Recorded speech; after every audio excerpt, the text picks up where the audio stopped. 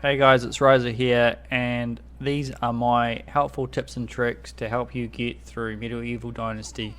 If you've got any questions, hit us up in the comments below. Otherwise, sit back, check out the video, and I hope these tips and tricks help you out. Thanks for watching.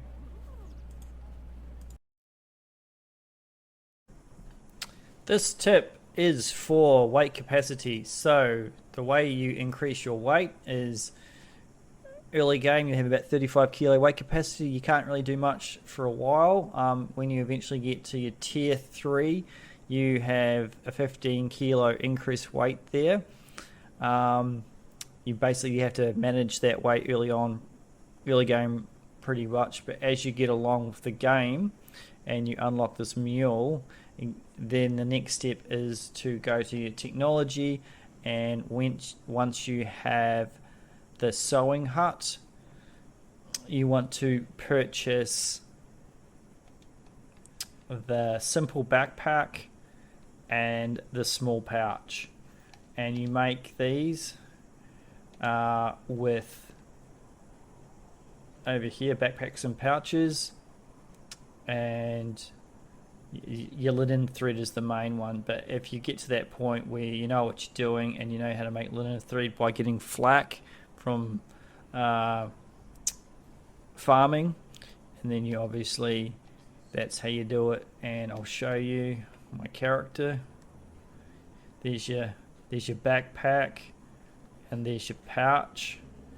And when I go to my character, infantry, my weight capacity is now all the way up to 70, because I was managed to find a large pouch which went on my journey, which gives me an extra 10 kilos, and then I made a simple backpack which gives me an extra 10 kilos. So you're 35 starting plus your 15 with your mule skill, and then your 10 kilos for your backpack and your 10 kilos for your pouch gives you a good amount of weight, and is absolutely fantastic mid to late game, because you can go to those mines and mine them without having to worry too much about. This tip is for weight capacity. So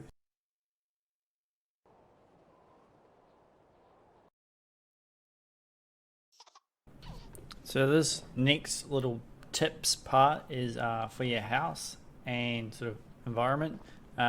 If you've built your house and the door's on this side, and you're like, well, the road goes down here, and I eventually want to, build myself a fence wall around it, and you just want to, you can't rotate the houses.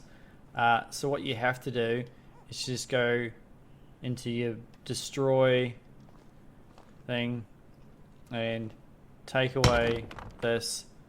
Now you want to then go back to build, and you'll have the silhouette of the door. You've just got to change the silhouette to something else, a window, and then you can choose where you want to have the door. So if you want to have the door on this side, you just got to go to destroy and then punch a hole in that, build, edit, and then you can choose to have your door on this side. The other thing to note is that the interior will not change. You'll still have that, so you'll be, if you have your wall door over this side, you're going to have walking over beds. But that's how you do that. So we'll just build this door back up so she's not cranky pants.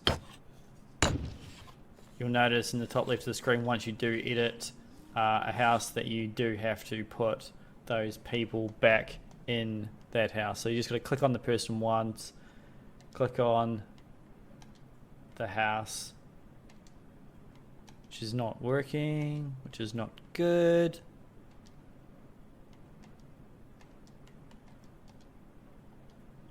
Maybe if we complete the house, then they will be happy. Right, let's complete the house. Sorry about that. Right, the house is complete, so we can go into the house now, and who's not in here, so we'll get the husband, and we'll click on the house, and then the houses, they can go back into it. So they're back into the house, they're happy. But that's how you change the door. Now the other thing I found is, if you're trying to tidy up the section area and you've got weeds and stuff like that, and you want to have it nice and clean around your house, all you have to do there is use paths. So we want to tidy up around the side of the house. You just click that, clean the path up, bring it around, drop it, and just like that, it cleans it all up, removes all the weeds. And when you go to destroy, it includes paths. So the paths that you've just built and stuff like that, you can remove them. That's how you do that.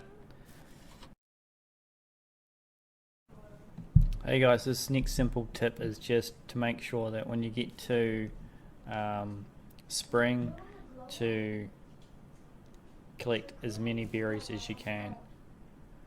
These two fundamental things for berries is that one, they have food and water, so they're great as an emergency backup for if your settlers need food, but I use berries as a primary for creating fertilizer. So just stockpile these berries, get them, use your sensors to see where the berries are, and once you've accumulated as many as you need, put them in your personal storage box in your house, and at the end of the season, before the last day ends, drop all your berries onto the ground to make fertilizer. So that's this tip. This next tip is just to do with your skills, and it is just when you're leveling up your skills, there's the two ones that are probably the most important to make sure you get them as soon as you can. They are both tier 2. The first one is your survival sense.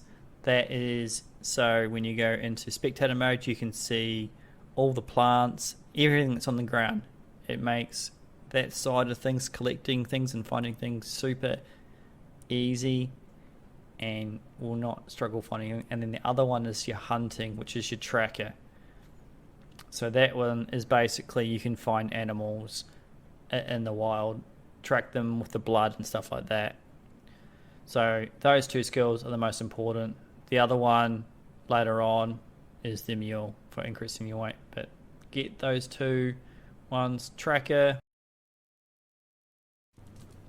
So this next tip is sort of like an adventure type one. So on the last day of the season, so in the top of the screen there you can see the season, and then the little arrow that's all the way over means you're in the last day. You can also check on a campfire. So on the last day, set out on a big adventure and go and check out a new area, part of the map that you haven't been to. You know, you might find a broken carriage, you might find a campment with some cool tools in it with value. Just go on a big adventure. Save before you go, and then just go on a big adventure on your last day. And the trick here is that on your last day, anywhere that you put a campfire down and sleep, you'll instantly be transported back to your base. So here I am, all the way down here. I've gone on a bit of a journey just to see what's down here and that, and now I want to head back home. So instead of me having to traipse all the way back, I just simply campfire, select next season, and then I will wake up back at home, just like that. And as you may have noticed or not have noticed, I only had 4 health, and now I am fully replenished with health.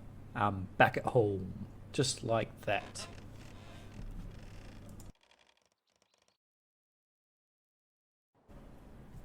This tip is utilizing your trips. If you're doing quests and you're running backwards and forwards, or you've got to wait till the next season so you go back home and then you got to come back in, just utilize those trips, that every time you go to a town, anywhere it is, sell something.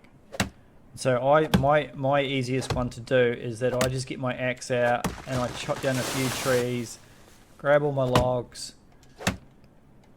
and make sure that every time I visit a town, I'm selling something. And you'll be surprised at how quickly the money adds up. Just make it simple. You don't need to overcomplicate it. Just make a few spears, and then that way, every time you do a trip, it's 100 and 150 coins, and those trips will add up.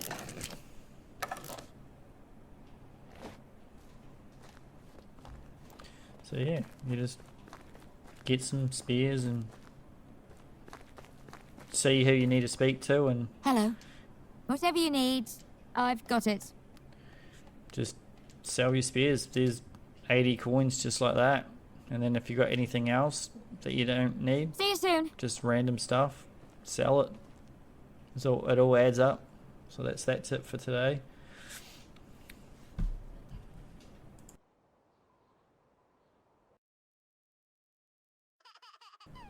This next tip is more just a generalization, and that is have fun with the game. It's not overcomplicated. It may seem like it is to start with, but just enjoy it. If anything, just go through the chapters when the game's telling you, do this, learning about something, hunting, building, whatever it is. Just follow that, and the game will introduce you to just mostly everything. Don't feel like, oh, you've got to run off and try and do this or build this or whatever. The quests, the chapters, they will introduce you. The story quests, the people you'll meet, they'll give you food, they'll give you money, they'll give you a good heads up. So yeah, just enjoy it, and don't forget to save either. There is an auto save feature, but I highly recommend that if you're going to go on an adventure or something like that, just do a hard save to make sure that you don't die and lose your progression.